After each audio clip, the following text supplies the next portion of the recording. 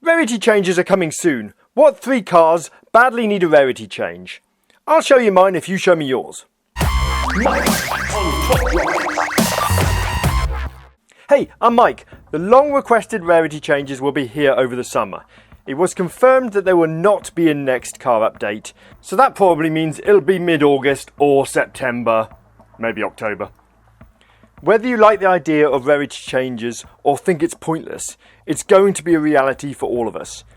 If you want to watch my breakdown of the rarity change arguments and what to expect when they arrive, then you can watch my video from the 22nd of June 2024. The link is in the description, or you can find it by browsing my YouTube channel. Let's presume Hutch are watching this video and reading the comments. If you could ask them directly for 3 cars to be moved in rarity, which would you pick? Just 3? I know some of you will think there's hundreds that need to be moved, but if you had to just pick 3, which would they be?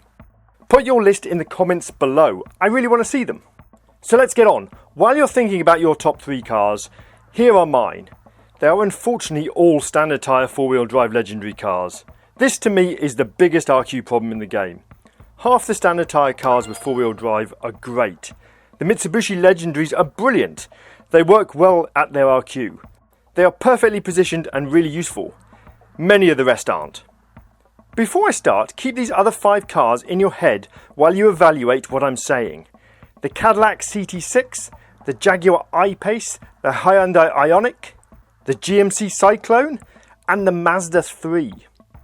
They're all amazing epics with good handling.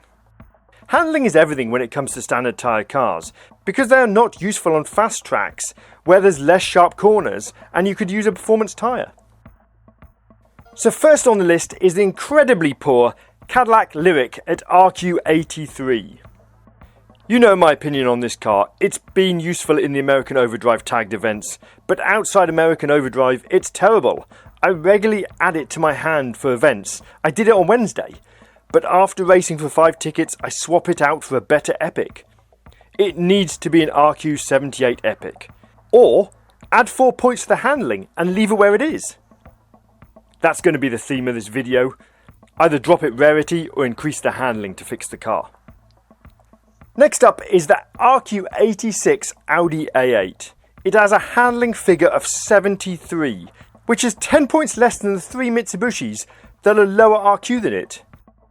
The low handling figure is terrible, and just because it's slightly higher top speed than most standard tyre cars in the Legendaries, it doesn't make up for it. It's not a car to use on fast tracks. These standard tyre 4-wheel drive cars need to be compared on the twisty wet tracks, where handling is key.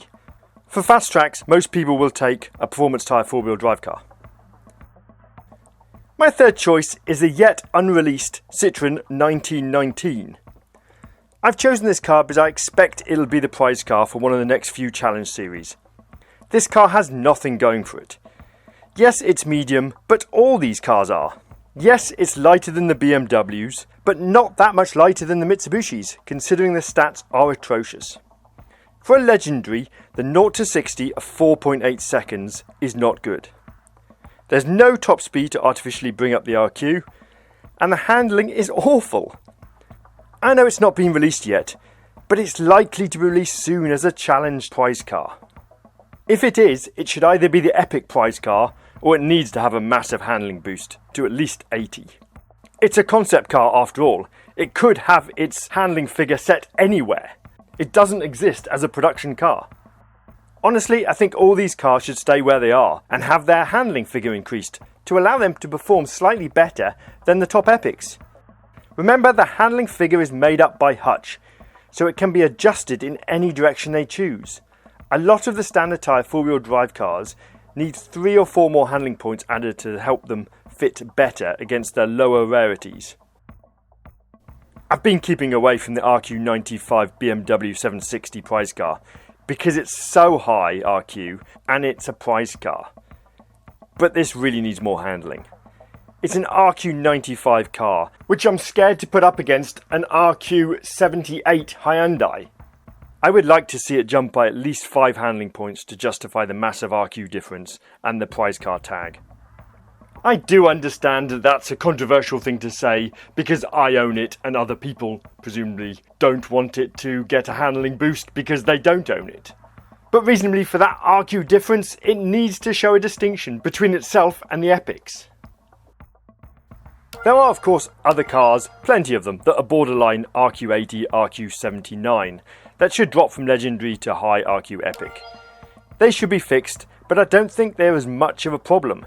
The AC Cobras all need adjusting down since people rarely use them. Some of them would mean dropping in a rarity. The RQ80 TVR Typhoon isn't as good as cars like the RQ77 Fairbound. Look at it across almost all the tracks. That Typhoon should drop to around RQ77. There are others. I'm sure you know of others. Before I finish, I'd like to thank a few of the guys on my Discord server for the opinions which they have helped shape this video. They have many more opinions that I didn't mention here.